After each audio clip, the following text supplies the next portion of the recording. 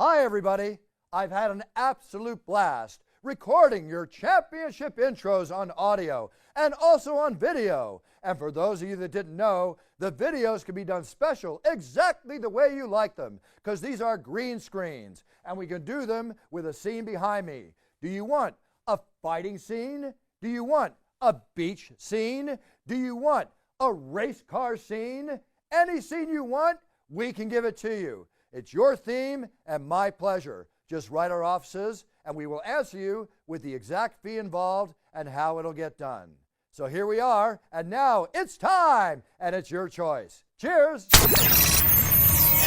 It's time! With Bruce Buffer. From the shores of Malibu where the waves are pumping, to the Great Wall of China, and back to the streets of Perth, Australia, where the UFC is coming. We are live. It's Time Radio, the show where we talk about what you think about but may be afraid to voice. Don't worry. We'll talk about it for you. We talk about it all. Politics, entertainment, UFC, sex, drugs, rock and roll, you name it. We're going to rock it today with my co-host, TJ DeSantis, and our special guest. He is the man. We all know him, the Bellator lightweight champion, Season 4 Bellator lightweight tournament champion, and always a contender for the UFC lightweight championship belt, which will be around his waist one of these days because it's in his future.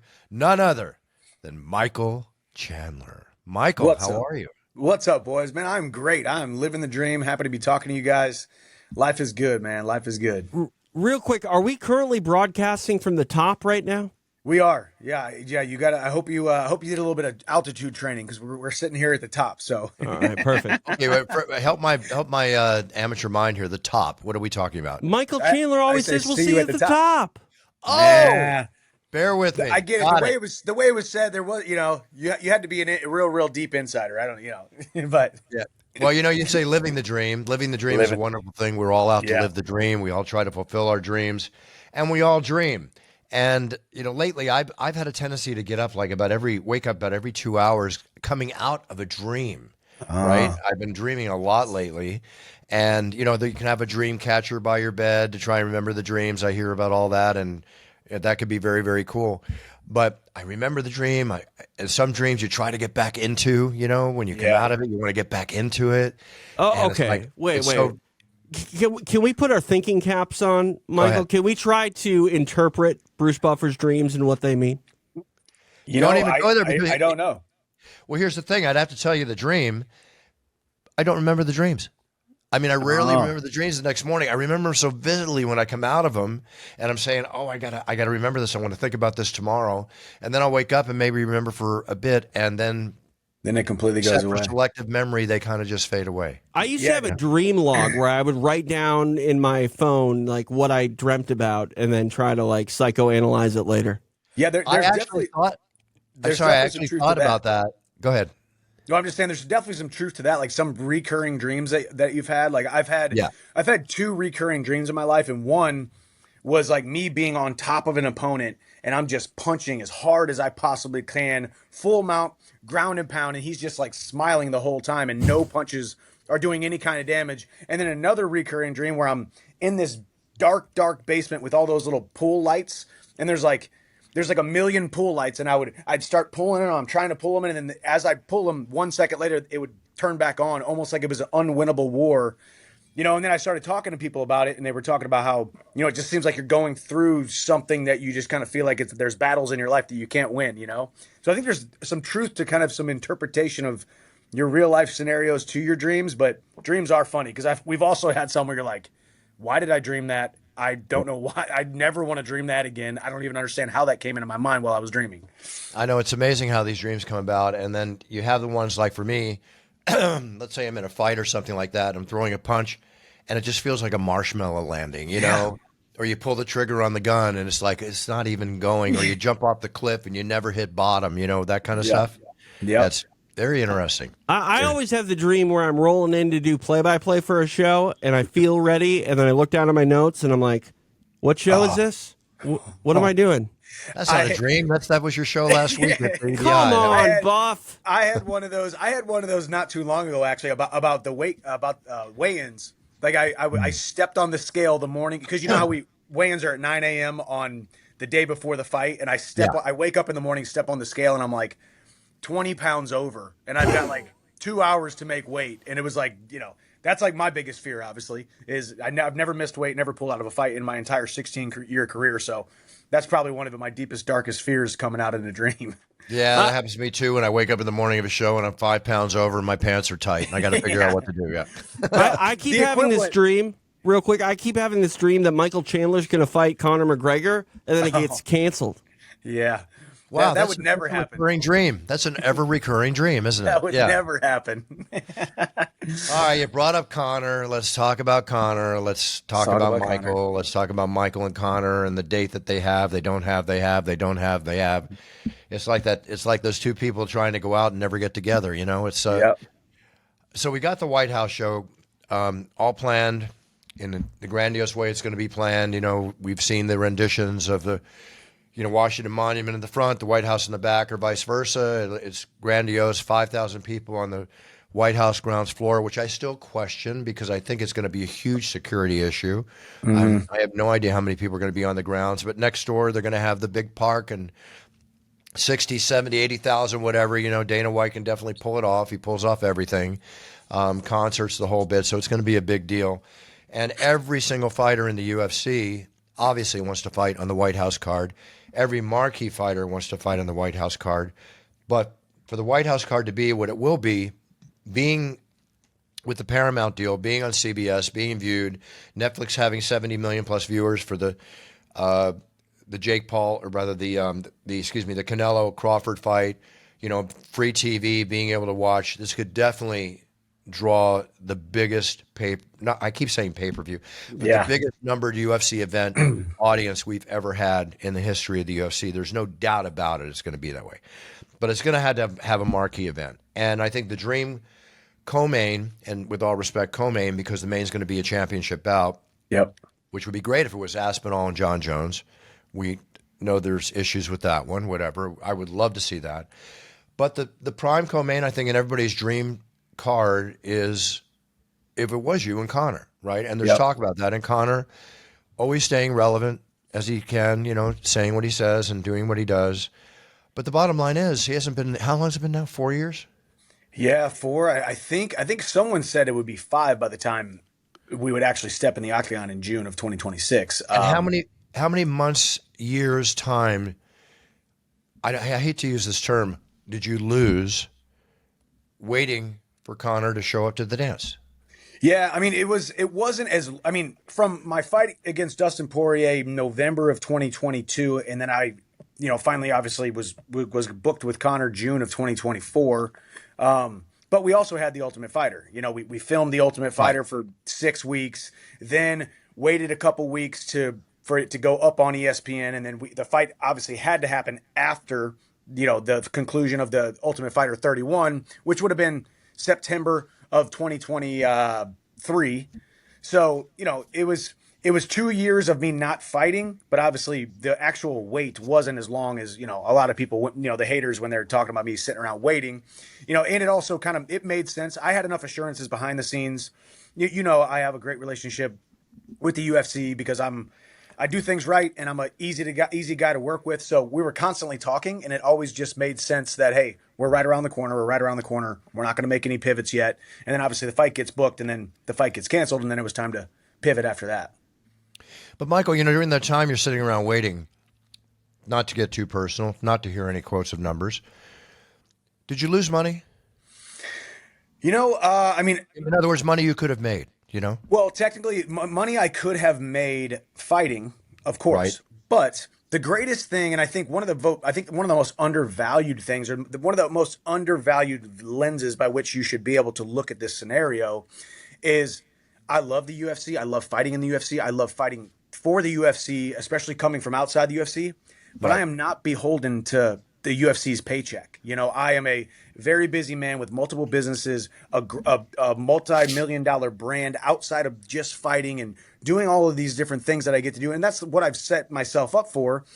And I came into the UFC. You remember, you were there. at the very beginning, you announced every single one of the fights. I fought 6 fights in 26 months. Yeah. I was going fight after fight, banger after banger. So a little bit of time off and a little bit of time to focus on things outside of just fighting in an octagon, man, working on relationships, business relationships, investments, spending time with my family, dating my wife. So there was a lot. I would say I lost fight money, obviously, because we only make money when we fight. But Yeah. endorsement deals and sponsorships and appearances and speaking engagements, all that stuff was just going crazy because I'm a guy who likes to work. 2 things. Love how you say dating your wife. Dating my wife, man. Love that. Lovely, lovely lady. You can't really date her much when you're in a training camp, 6 training camps in 27 or 26 months, Exactly. And the scenario you just painted, the soliloquy you just gave, every fighter should watch that, because the bottom line is that so many fighters are focused on the paycheck for the night they walk into the octagon, but they got to concentrate on building the outside areas and branding, just like me with, creating the millions.co site, for help young fighters, get out there and brand themselves. Talking to fighters, when I talk to fighters, I talk to them about branding themselves, the different revenue streams they can create. You need to take advantage of that as much as you can. And that's one thing you've done. You've done that with all the different areas you mentioned, and you're involved in charity work. So not only are you taking because you earned it to take it and receive it, but you're giving back. So give me an idea of like 1 or 2 of the charities that you work with, please. Yeah, so for me and my wife personally, right now, we are currently working on setting up our own foundation that will most likely have something to do with adoption. But we support financially a lot a organization called Love One here in town. Thomas Rhett and Lauren Akins, he's a big country singer. They partnered up with an organization called Love One, where they build schools and provide food and education and all kinds of resources for children in Uganda. And then this past weekend, I just did a ruck of 11.5 mile ruck through the mountains of Colorado to raise money for APK charities, which it was Andrew Penderson Keel was his name. He died. He was a Special Forces U.S. military soldier who died in 2017, 2019, and they raised money for veterans in need, Gold Star families, providing resources for people who, are in that scenario where a father loses his life, a mother loses their life fighting for this beautiful nation of ours. And they kind of help with resources for the family, as well as Folds of Honor. Folds of Honor is another organization. I go to all their charity events and I speak at their events and play golf at their events, and we raise a bunch of money for them because it's just giving me an opportunity. Like you said, the UFC gives us a huge platform and this big shiny object that people look at us and we're these cool guys who fight in a cage for a living. So let's do something great with it, man. Well, one of the great things with the UFC is this new deal with Paramount. There's going to be so many eyeballs on the UFC and all these different avenues you have, revenue streams, charitable streams, personal streams. They're all going to benefit because your image is just going to get more and more popular. Now, with the potential of a White House event, what kind of scuttlebutt that you can talk about? Is there actual scuttlebutt or anything you can share with us that a possibility of A, you being on the card, and B, obviously, the Conor McGregor Michael Chandler fight? Is there actual talk about this, or is it just social media speculation? Well, there was in one day, Conor was on Fox News in the morning saying he was fighting me at the White House. And then at 6 p.m., Dana did an interview saying he's talking to Conor daily, that Conor's motivated to come back and wants to fight on the White House card. And then I did the Laura Ingraham show on Fox News that night saying, hey, you heard what Conor said. You heard what Dana says. It sounds like things are moving in that direction. Now, when you talk to Dana or Hunter Campbell, it's like, hey, number one, you can't really bring up Conor too much with them right now because there's so much time between now and then. Yeah. And like you said, every single person wants to be on this card, but every person on the roster wants to be on the card. But then you start whittling it down to star power, brand, and also, Bruce, you've been watching this sport for a very long time. You can't just put on the biggest fights. You have to put on the biggest, most reliable fights. Right. That, because when you start doing the promotion, you start putting it on the marquee and you start spending millions on marketing this event, you got to say, hey, this fight is happening and this guy's fighting this guy and they're going to show up. They're going to make weight. They're going to show up. So I know I'm a shoo-in for that. Like I said, 16 years of fighting, 25 years of hand-to-hand combat, never missed weight, never pulled out of a wrestling match or a fight. Obviously, right. I bleed red, white, and blue. I'm an American. So you don't know, but I sure as heck would love it, man. It would be awesome. And And obviously, if Conor comes back, when he comes back, if he comes back, we got to finish the Ultimate Fighter 31. I was already his opponent. His ink dried on a contract that said I will be fighting Michael Chandler June 29th of last year. And that contract became null and void whenever he pulled out of the fight, obviously. But I believe Conor's more of a man of his word than people give him credit for. Well, he's always pretty much backed up to a large extent, most extent, what he said he'd do. You know, I mean, John Jones had a tendency to back out of a few events, or issues have created, not being those events. And I can see where Dana's like, I can only put so much marketing power and money behind this if I sign him. I got to know that he's going to be able to fight. So let's put it this way again. Be a great co-main event. Conor's not running for president of Ireland now, so he can focus on fighting. Yeah. Backed out of that situation for whatever reason, we can speculate. But the bottom line is that he's a marquee event, and 50% of the people tune in to watch him win, 50% of the people tune in to watch him lose, which means everybody's going to watch the fight. Everybody's going to watch the event. Even the people who say they won't and say Conor's irrelevant and Conor's washed, they're all going to watch it. We all get that stuff all the time. I hear it nonstop, and it's part of it. But people buy, before they used to buy pay-per-views, and now people are going to subscribe to Paramount to tune in to use their time and energy and resources to watch a UFC event because they want to feel something, right? So you got to, when you make an event of this size, it's got to be people who bring things different than just punches, kicks, knees, and elbows. You got to make people feel something with your performance. And I feel like I've done that since day one, since I started fighting in August of 2009, which I did just have my 16-year anniversary back a couple weeks ago. So it's been a heck of a ride, and I'm always here to make people feel something. Hey, God bless you, Michael, because you know what? You're such an example of what I love, which is a role model in the UFC, in and out of the octagon, everything you do. You're a patriot. You love this country as I love this country. You're just such a prime example. I mean, you should walk in with red, white, and blue just all over your chest. I should. I might, man. Who knows? That was one thing. Obviously, people are like, well, could this happen? Could that happen? I was actually just with some after we did the APK Charities Ruck, we went to an Air Force game. They played Boise State in Colorado Springs at Air Force, and they had a Falcon because they're the Air Force Falcons. That's their mascot. And I was like, dude, what if I fight at the White House and I got one of those leather things on my arm, and I just walked to the octagon, and all of a sudden people see this bald eagle flying a big circle, and all of a sudden I just stand there and this bald eagle lands on my arm. These are the type of things that sounds crazy, but also, did you ever think we would be talking about fighting at the White House? No, never. Never. Nothing is impossible for Dana White at all. Like you said, nothing is impossible when you talk about making a show. I'm with you. Listen, I've had grandiose, the show's not about me, as I always say, but I've had grandiose thoughts about how I would enter the octagon. I always remember when Inoki back years ago in Japan parachuted into the stadium. Yeah. I'd have no problem tandem parachuting down into the octagon to start up a show.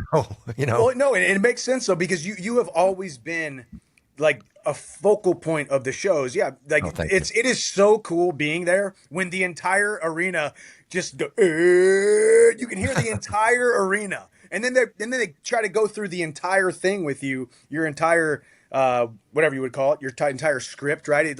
You've always been that, and you will be one of the foundations of the show. So maybe I'll make some calls, and we'll be like, all right, Bruce should be parachuting in, bungee jumping, rocket, hoverboard. I don't know, something. Well, you're scaring me, Michael. You're just giving all sorts of reasons for things to go wrong and this to go sideways. That's what I said about the eagle. I mean, it is America's mascot, but it also is a wild animal. So it is probably like, dude, what if it catches your face? And then so probably not. You talk about the military. You talk about parachuting. The Golden Knights, the ultimate parachute team of the armed forces. They invited me twice to jump with them, right? And both times it got rained out. Oh. So I, would love to have that opportunity. But one thing, speaking of the Stars and Stripes, red, white, and blue, which I'm sure that the shorts and outfits will have some patriotic Americana on them to some extent. But you can bet your, Batootie that I will definitely have a jacket design special for that event, Yes. as I've done before. Yeah, well, I will remember too. Remember when me and Connor were supposed to fight at UFC 303, I believe it was. Yeah. And you go, "Hey Chandler," because I was there. I still showed up. Remember, I was like, "Hey, showed up. I'm not fighting, but I'm still showing up." And then you were like, "Hey," and you opened it up, and you had Connor on one side, me on the other. I was like, Right. "That was so freaking cool." Kind of sad, actually. It was like kind of a little bit of a dagger, because I'm like, "Oh shoot, this fight's really not happening." But it was so cool. Obviously, your thought process, and I know. Obviously, you plan all of the suits out and even change. Do you ever change jackets or suits in the middle of shows sometimes? Yeah, Or is it always I've one? done it where I'll start off with a jacket, then come the main card. Main and card. before I come out to, We Are Live at the main card, I've got a new jacket on. So it depends on the event. All right, so we got. Sorry to cut you off. No, you're good. I just want to talk about patriotism for a moment because I feel like in combat sports, patriotism's a really big thing. But in MMA, for whatever reason, American fans don't always back the American guy. And sometimes they don't always back, I think, and Bruce, you preach role models all the time. Like when you look at John Jones and Daniel Cormier is cheered all the time, except when he fights John Jones. And when you have, a young impressionable kid, who are you going to pitch to them to be, the guy to look up to? If you make that walk on the White House lawn, Michael, obviously, you're this generation's Captain America when it comes to MMA. Do you think you'll be the fan favorite, or does that sort of intrigue and sort of bad boy image make it more of a mixed crowd than one would think? It's a very good question, and it's we could have a whole hour-long discussion about this too, because I see it and I'm like, I feel like I'm doing the way that I live my life should be accepted by the masses, and like, oh, this is kind of what I want to do. But then some people don't like that whatsoever, right? Or even people just sometimes people love to root for the good guy, and some people love to root for the bad guy. You watch Batman and you're rooting for Bane over Batman, or some people just like that. Scarface said, "Say hello to the bad guy." Yeah, exactly. I mean, even Chael Sonnen, like he became the bad guy, and he wanted to be the bad guy, which is the nicest guy in the world, but like he became the bad guy, the heel. The heel. And the hard thing is obviously with Connor. There's no doubt. I'm not going to sit here and say I'm more popular or more well known than Connor. We all three know that is not true. So I think there are some people, like you said, 50% of the people are going to tune in and be like, oh, thank God, this is going to be the nail in the coffin. Connor's going to get knocked out and it's over. Right. And then some people are going to be like, oh my God, this is the greatest comeback in combat sports history. He said it, so it's got to be true. It's gospel. So, I would hope that I would have a much bigger, pop when I'm, draped in the stars and bars. But then again, it really doesn't matter. I put that away as soon as I signed with the UFC and realized the entire world is watching me compete in the UFC compared to Bellator. I had to be like, all right, hey, there's going to be people that just don't like me, and I just got to accept that. And it's a good learning lesson for even my son. I was talking to him 2 nights ago, like, hey, you could do everything right and be the nicest kid in the world and be so helpful and so enthusiastic and so every single thing that I am raising you to be, and there's going to be people that just don't like you just because of that. And it's just part of it. And that's not a soapbox, speech or anything. It's just part of it. It's a reality. It's a reality of life. And I've said this on the show many times. They love you on the way up. Then they wait to tear you down. You know? Well, there is something interesting too about what TJ said too is and I've kind of said this and maybe even had a little bit of jealousy or envy. You think about Connor, the entire country was behind him. You think about the Bispings and the guys in England, the entire country is behind them. You go to a soccer game, you go to a football game, the entire stadium is just, whether they're winning or losing, they are just so passionate. Whereas America, it's kind of like, I even if you're fighting a Russian guy or a guy from England or whatever, it's like he's the American, but for some reason I don't really like him. I don't like the way he talks, or I don't like the way he does this, or I don't like that he's from the West Coast and I'm from the East Coast. And you're like, but we're all Americans. So I think America is very interesting. Like you said, they'll build you up. I love it, love it, love it. Just can't wait to tear you down. Whereas the other countries really just stick with their guys no matter what, because they're one of their brotherhood. They're wearing the same colors no matter what. I've always said. Oh, go ahead, Buff. It's like what I always say whatever you want about me, just spell my name correctly. Yell whatever you want about me, just say my name correctly. It's all good. And when you're in the back TJ, when you're in the back before you walk out, you're in a mindset, you're in a level of enhancement, you're in a level of excitement. does that walkout take you to the next level no matter how it is, or is your energy maintained? And secondly, not self-serving question to me, but when I roar your name and give you the intro that I give you in the octagon, do you go to another level, or are you strictly at that level all the way through? That's a very, very good question, because in my personal kind of viewpoint and experience, it is two completely different things, right? Because, say I'm fighting in Vegas, which I haven't fought in Vegas yet in the UFC, which is crazy, but say I'm just fighting in a neutral place. God, is that true? It's pretty crazy. Yeah. Now, if I fight at the White House again, now we're like, holy cow, So it's pretty crazy, 6-7 fights and not fighting in Vegas. But if I'm at a neutral place, like there's going to be people that like me, don't like me. So I can go out and you can feel the energy and you're like, man, I'm not as loved here as I am, not as popular as I am. Right. But that's the masses, right? That's kind of almost like a depiction of kind of like social media. You get on social media too much and you're like, okay, people don't like me as much. But then you go in real life and you realize, man, actually everybody likes me a lot. I never have a bad interaction.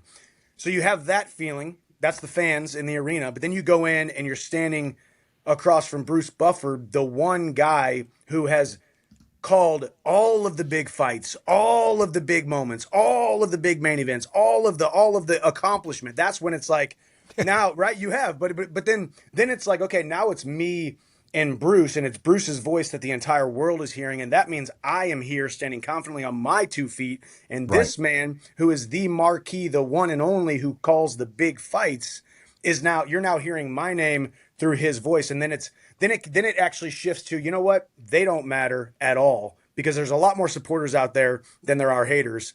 You just hear the haters a lot louder, and then your voice puts that cherry on the top. Then it's time to go to war. Thank you so much for your kind words, and what a perfect way to say it, because that's exactly what I thought you would feel, and I'm honored by that, but I'm also impressed by that, because you're talking from your heart and your soul, which I think you're representing almost every fighter walking out. They've got to feel the same way. Not about me, but just there's a term in Broadway, the roar of the grease, the smell of the grease paint, the roar of the crowd, and it's the same thing applied to a show. It's a show, it's entertainment, and we're all there to entertain and perform. You in particular, to put your blood, sweat, tears, and life on the line every time you step into that octagon. Last thing I'll say about fans is, especially American fans, if fans were forced to wear the shirt of the guy they were cheering for, at the end of a fight, the arena would look like a laundry hamper, because people are changing shirts after almost every exchange. I don't know what it is, but people just seem to want to cheer for the winner more than their guy. And I think that's disappointing. You know what has changed too, and the last thing I'll say too, what has changed too is betting culture. So people don't like, they're like, hey, Chandler lost a fight, no big deal, whatever. Maybe he'll get the next one. Never really liked him anyway. But if they bet on me and I lose them money, now all of a sudden they hate me just because they lost money on me too. So there's the betting culture too. It's a whole nother layer to everything. So I think that's also part of it as well. Do people reach out to you, Michael, if they bet on you? And that's crazy. Have some self-accountability. I don't understand. It's crazy, but it's human nature, Listen, I'm a big bettor. I don't bet fights. I'm a football bettor, and we all know I'm a big poker player, and blackjack's my game and stuff like that. But you win like you used to. You lose like it doesn't bother you. My dad taught me that theory at a very young age. I would never get mad at you if I bet on you. First off, I don't bet fights, because I don't like where the guy's a 2-1 favorite. You bet 100 to win 50. That's not exciting. Or you would bet 100 to win 20 at 5-1 odds or whatever. I mean, two of the best bets I ever could have made, and I didn't. When Holly Holm came out against Ronda Rousey, she was a 20-1 underdog. Knowing fighting to the level I do, and my kickboxing background, with all respect to Ronda, I love Ronda, but I knew this was not going to be Ronda's night, and I almost put 10 grand down on that. But my principles prevented me from doing it. And that would have been another one. And another one was when Randy Couture fought Tim Sylvia. I think he was an 8-1 underdog in that one. And knowing Randy Couture, it's like, no, this is perfect for Randy. He's going to get, just like you, Michael, the similar styles you have. He's going to get in there. He's going to take, exactly what happened. Grind him out. And it was a great bet. But as a rule, I don't get excited. If I was going to bet, I would always bet the dog, the underdog. Well, so here's my idea on betting, especially when it comes to Michael Chandler. Michael, I think you could take Conor McGregor down, drag him through the mud, and make his night one of the worst he's ever had in mixed martial arts. That said, I know you're a guy that enjoys putting on a show. I know that you're a guy that can't resist the idea of exchanging with one of the most dynamic strikers in the UFC. I don't want you to necessarily give away your strategy if this fight comes to fruition, but, is there a thought process in your mind that's like, okay, I'm going to avoid maybe the road that, leads to a path to victory easier just so I can go out there and, entertain and make this a memorable night for the fans? Interruption real quick on that one, because that question is a great question, but there's nothing like the first round in a Michael Chandler fight. I'm sorry. All right. It's swinging for the fences. It's balls to the wall. It's fighting. It's like dog fighting, man. It's just first round. Yeah, we don't want to break in. We up and surprise the guy, Michael. So we don't usually like to ease in too much. There's not much of a feeling out process, right? I want to get in there just like I did in the sport of wrestling. I want to get in there. I want to get my hands on you. I want to get close to you. I want you to feel my presence, feel my pressure right away. I want you to feel my power right away. Obviously, Conor's got that nice step back left hand straight down the pipe. He's hurt a lot of people with it, knocked out some guys with it. But I've got a durable chin. And I believe we're going to go out there. We're going to put together a great game plan. And it is a big fight. There is a lot of pressure. I've already started the visualization process of how it's going to be, journaling about it and starting to speak it into existence and it coming to fruition. No, I'm probably going to go out there and sling leather in the middle of the White House lawn early and often. And I'm coming for his head in the first round. I'm going to try to knock him out. As Michael the saying Chandler's goes, you wouldn't have it any other way. That's right. Michael Chandler's not on America's 250th birthday, baby. Yeah, exactly. Michael, you're the only guy I think that if I was a judge, I would turn in around a scorecard that is 10-8 Michael Chandler for the first, 2 minutes and 30 seconds, and somehow you barely just lose the round. Like, you're that guy. You're minute to minute. And my question is, like, the emotions through that. Like, what are your emotions through around where it's like, I might be 2 punches away from, winning this to, oh, crap, I got to get tactical and maybe go into survival mode. Like, are you that cerebral through those moments? Not really, and I truly wish I was. It's a real. Sometimes I've had those very big cerebral moments where everything is clicking and I'm thinking a lot. But then I've also had times where I'm thinking a little bit too much. Quite frankly, my last 2 fights, I think I thought a little bit too much, and that can mess with you, right? When you're a hammer, everything looks like a nail, and then if all of a sudden you put the hammer away and you start to think about, okay, how can I take a different approach, or how can I navigate and negotiate the distance and the movement a little bit more? I don't know if that's the best strategy for me whatsoever, but I have had obviously those moments where I got so close. I hurt Justin Gaethje, and then I come after him, and then by the end of the round, he's peppering me. Same thing with Poirier. But you're fighting the best guys in the world, and not just the best guys in the world, but some of the best guys to ever do it. First ballot Hall of Famer guys. Charles Oliveira twice. Guys who know how to win fights, guys who are extremely skilled. And I think that's part of some of their tactics too. They're like, hey, I'm just going to let this guy come at me as hard as he possibly can, and I'm going to try to win the second half of the round. And we'll see if Conor's got that kind of ring generalship and that abilities when we step into the octagon at the White House. You mentioned what you just said, and I'm just thinking about your last few fights, and the marquee names that you fought in the lightweight division. I mean, you had Paddy Pimblett last time, Charles Oliveira, was it Dustin Poirier before that? Tony Ferguson. Killers. Justin Gaethje before Tony, and then I think Oliveira before Gaethje. I mean, and then Dan Hooker. Killers. Dan Hooker, who just went 25 minutes with Dustin Poirier. So I told Hunter Campbell the first meeting, I said, Hunter, number one, I want to be a good thing for your organization, and number two, I want to be thrown head first into the shark-infested waters of the UFC lightweight division. And he said, say less, fam. And he threw me in and called Ferguson right away, called Poirier right away. They turned the fights down because they had other things going on. And then finally I was the backup and then ended up fighting Hooker, which, to be quite frank, did not want to fight Hooker out of all those guys. Freaking 6'1", just tough as nails, just went 25 minutes, almost finished Poirier. I'm like, great, this is not a great intro to the UFC, but here goes nothing. And he's got that long Tommy Hearns build with those long arms and legs, and you got to fight that distance. That's a tough one.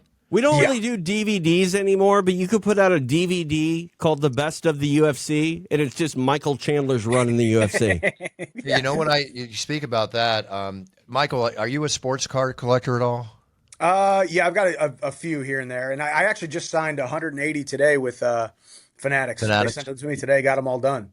Yeah, it's because I don't know if you're aware or not. I put it on social media, but I'm starting the It's Time Sports Card and Esports Center, a franchise across the country, and I'm opening up an 8,000 square foot facility here in November here in Los Angeles. Fanatics just put me ahead of 700 companies on a 3-year waiting list to be able to sell their product when it came out because they just love the whole concept and pushed me right to the front of the line. I'm going to be a big Fanatics distributor. It's a huge thing going on. And my partner was here yesterday, and we were going through a lot of my memorabilia in my storage area, keep very secure. And I was going through there, TJ. You mentioned the DVDs and stuff. I couldn't believe how many old VHS tapes, DVDs, the original UFC video games, all in original boxes I have sticking around. And it's like, I think thought one time I'd throw this away, but my collector's mind, he goes, don't you dare. Do you know how much money all that stuff is worth now? Yeah. It's crazy. Yeah. Do you know how much DVD players and VCRs are these days? Because everybody has the media. No one has a physical way to actually play them anymore. Yeah.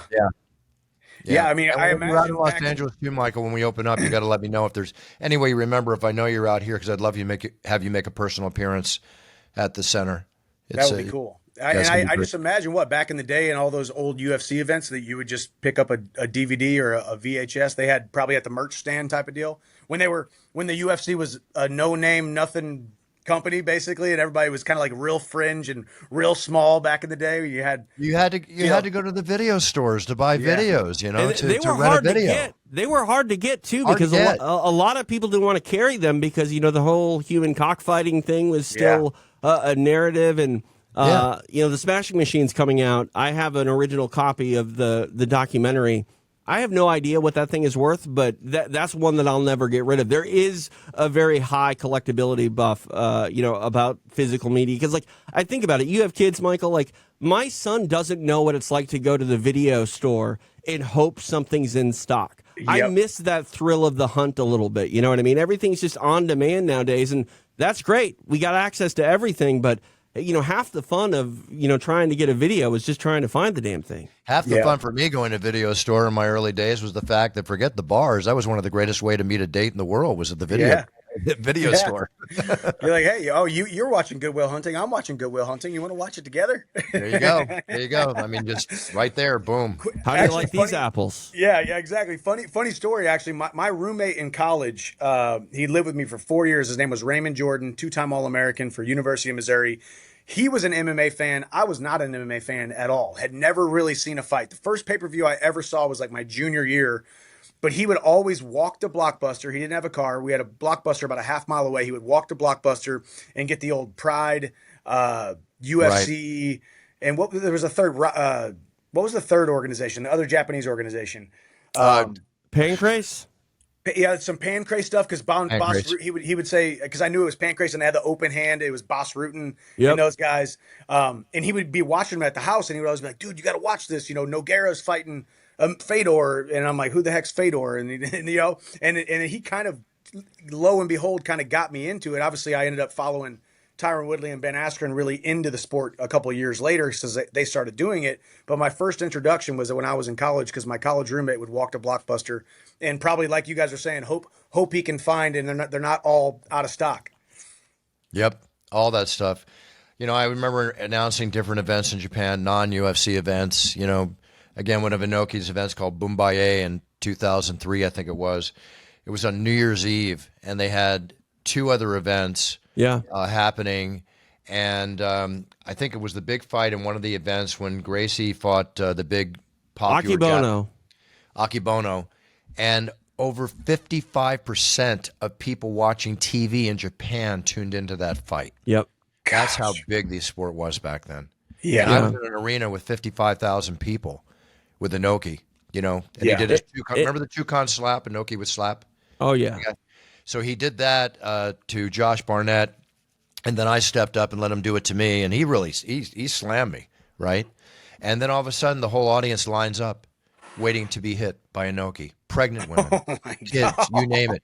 And he was slapping them all for like a half hour, Yeah, and what's crazy is during that time, the UFC couldn't even really get 20,000 people into an arena. You No. mentioned half the country of Japan was tuned in. You mentioned Ben Askren. Obviously, Ben's gone through some really horrific stuff, and I'm not a big motivational guy. I don't really seek out motivation on Instagram. But Mike, I can't help but feel like I am wasting my life when I see Ben Askren, making his first steps after being in a coma.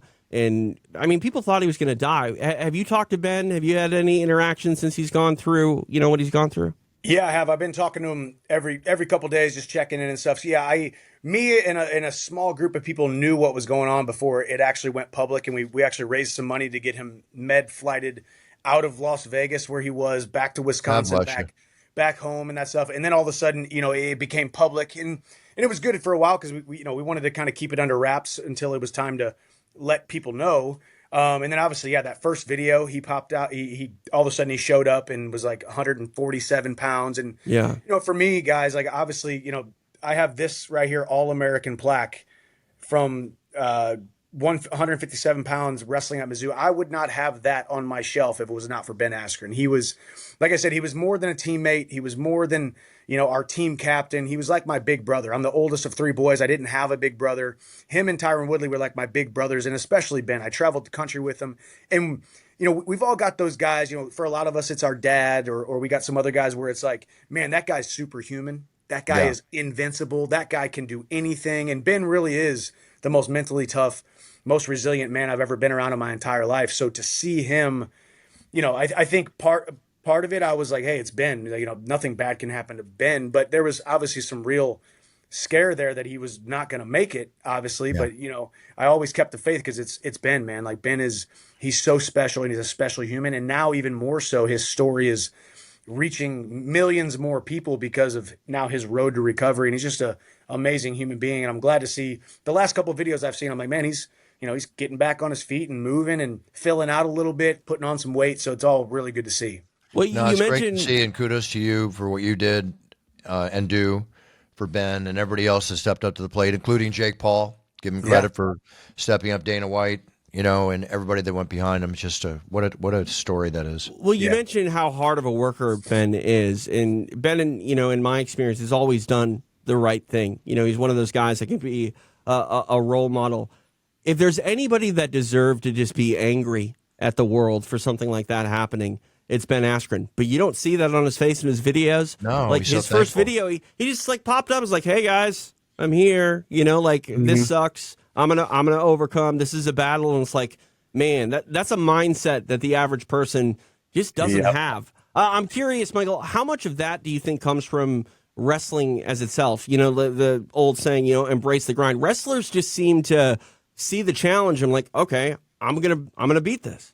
Yeah. I mean, and that was always Ben's thing, and truly watching him and how hard he worked, but then also how his, just for wrestlers in general, especially guys who go through 4 or 5 years of college wrestling, our level, our view of what we're capable of just keeps getting bigger and bigger and bigger, because once you've passed out a couple times and puked a couple times and pushed yourself to exhaustion, and you can't even get out of bed because you went so hard for the last 27 days straight, 2-a-days, no days off. You callous your body so much that you're so durable, and then your mind starts to callous as well. And you're just like, you're still a normal human being, but you believe that you are capable of so much more. And then you also, Ben preaches the Stockdale paradox also, where it's, the idea of, I'm confident and I'm expecting good things to happen, but I am also realistic about my current circumstances.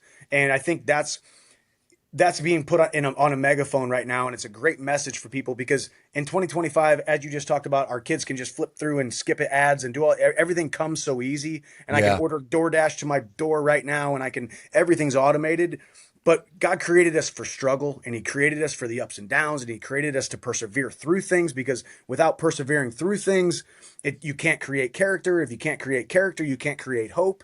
And I think that's where the hope comes from, because we've gone through so much. And I think that's just I wouldn't be sitting here today if it wasn't for Mizzou Wrestling, if I didn't have that experience, and I loved it.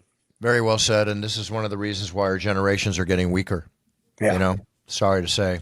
Yeah. And wrestling in all the sports I've done, I mean, I played football and my key sports, I excelled at water polo and I excelled at swimming and surfing. But when I wrestled in Pennsylvania at 14, and just thinking back, that was like the toughest training I think I ever went through. Oh, yeah. You know, I mean, the puke and especially all that. in And that then state. my first match, though, I might have said this to you when you were last on the show. But my first match, I set a state record, you know, for the fastest pin in my weight division, because they put me up against a state champion, and he pinned me faster than anybody's ever been pinned. Oh my gosh. Is it still up? Is it still in the record books? I don't know if I've ever made a record book, but it was in this record book right here. Well, I tell you what, though, those are the things, though. Once again, going through things. I mean, I actually just finished my book, and I've got a documentary coming out that we're starting here very soon. We just signed with a new production company, and there's these little stories that are kind of funny. Like in the book, I literally make fun of myself because I wrestled from like 5, 6, 7, 8 years old, and then I quit. I lost to a girl.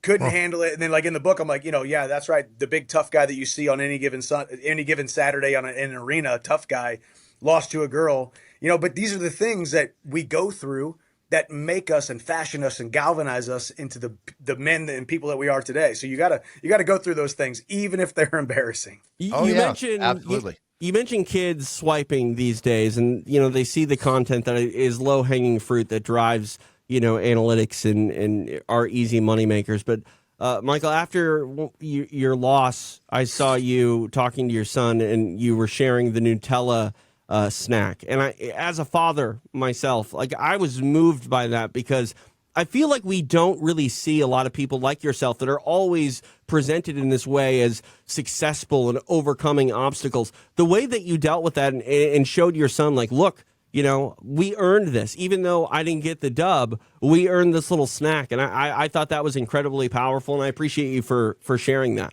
No, of course. And it's a beautiful, I always, metaphorically talk about this masterpiece that I'm painting for my children to see someday, right? And it's not all perfect brushstrokes. There's a lot of really bad things that have happened, painful losses and tears and setbacks and valleys that I've been through in my mind and my body and in my career.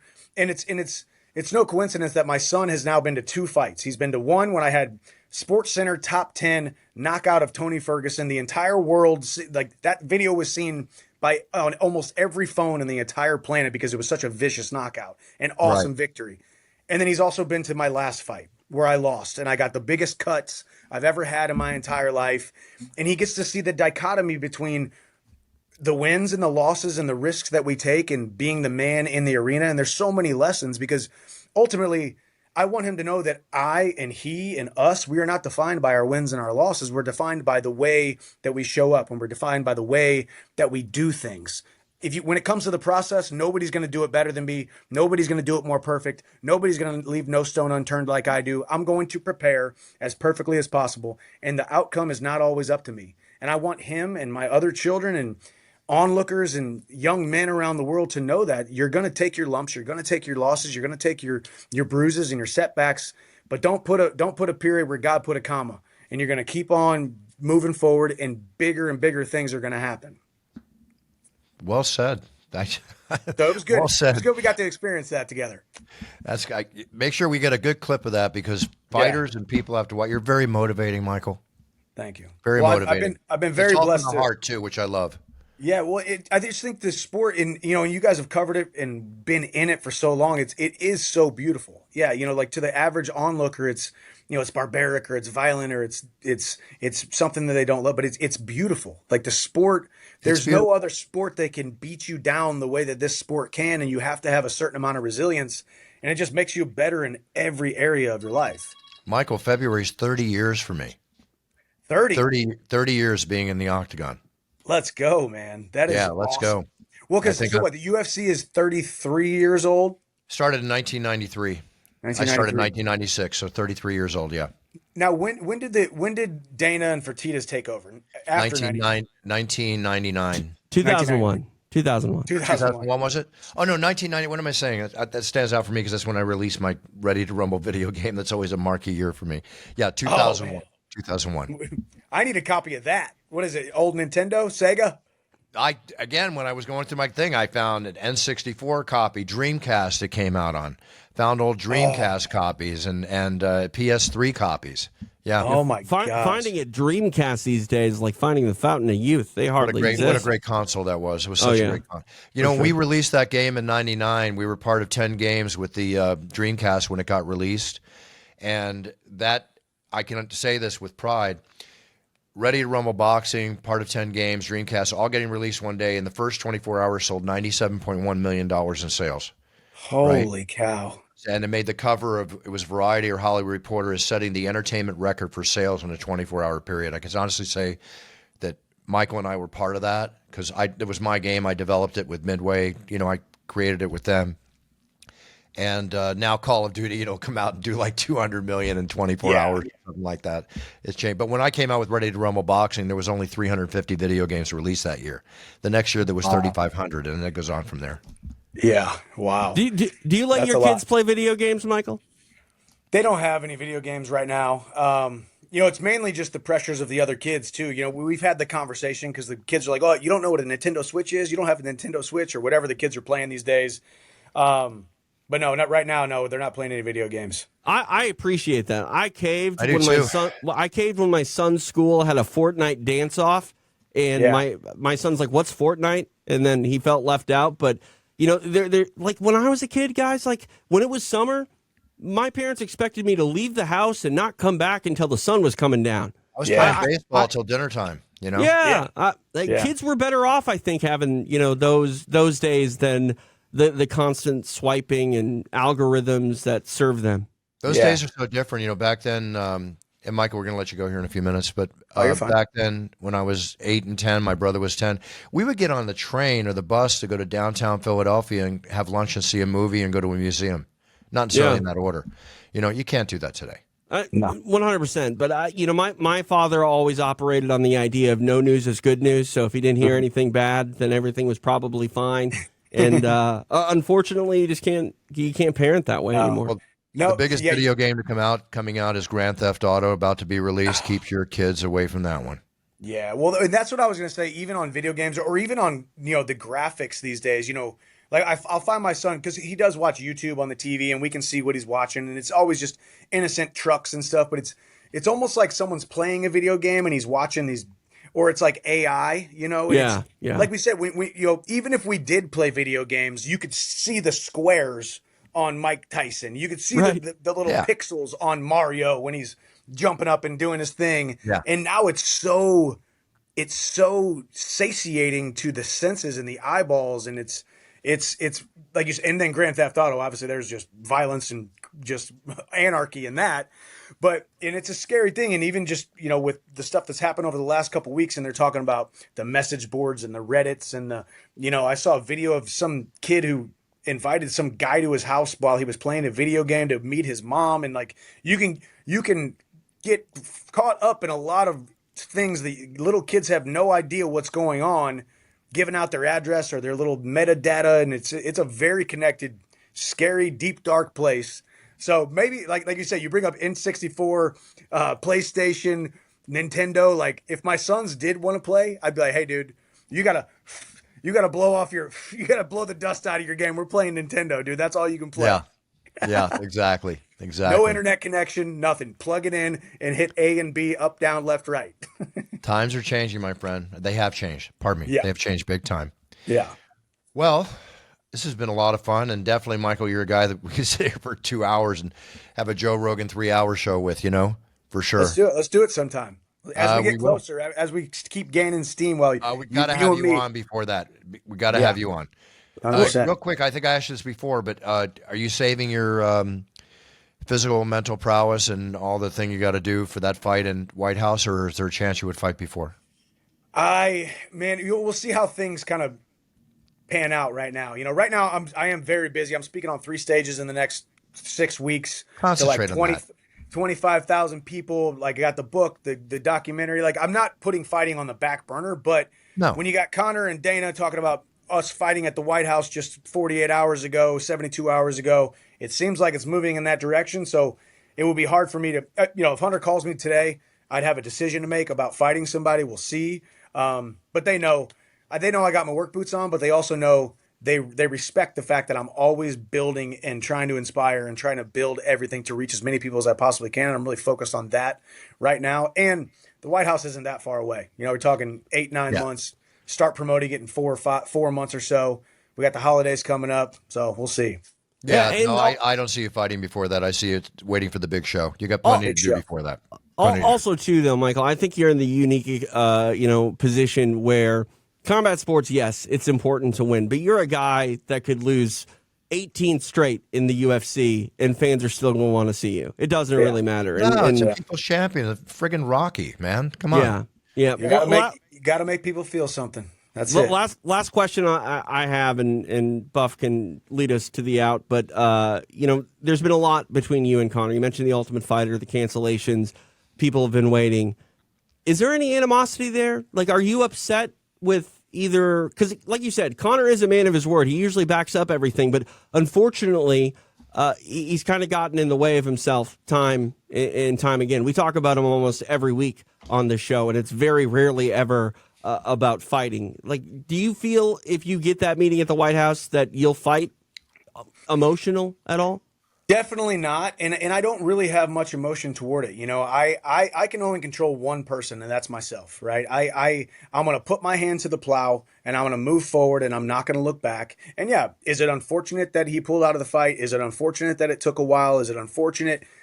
Kind of in certain respects, but also not. I mean, being in that rivalry, doing the Ultimate Fighter, we being talked about, him talking about me on Fox News the other day, and then Dana, and then me getting on. It's all one big promotion that is leading toward what I believe should be and hopefully will be a way bigger opportunity than would have been June 29th of 24, right? No question. So, and he is in charge of himself. I'm not going to let another man steal my joy. I'm going to leave I'm going to lay my head on the pillow at night. Now, I've had my moments. I'm human, obviously, but where I'm at now, if he never comes back, never fights again, man, I wish him well in retirement, and I will always support him if he ever needs me for anything.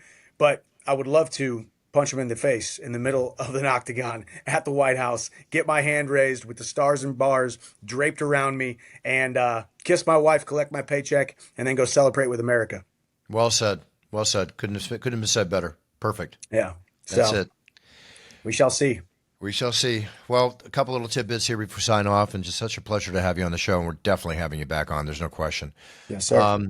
Football-wise, coming up this weekend, the Eagles are going to be against the Tampa Bay Bucks, both teams undefeated. Last week, I took the Eagles -3. I don't know if either of you guys see that Eagles football game? No, I heard it was controversial, right?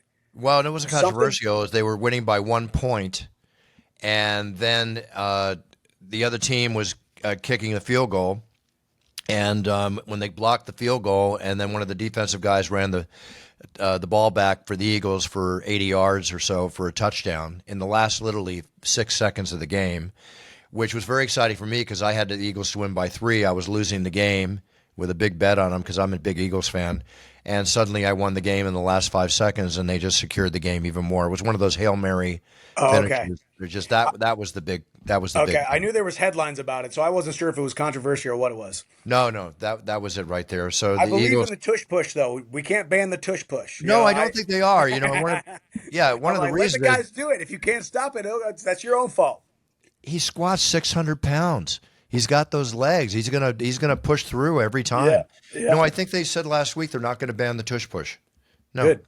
You play to win the game, guys. You play to win the game. Yeah. It's football. Well, and also too, I mean, I get it, but why are we just talking about the Eagles? Why doesn't every team do it? They got guys about the same size. They got a quarterback. It's the same exact rule set.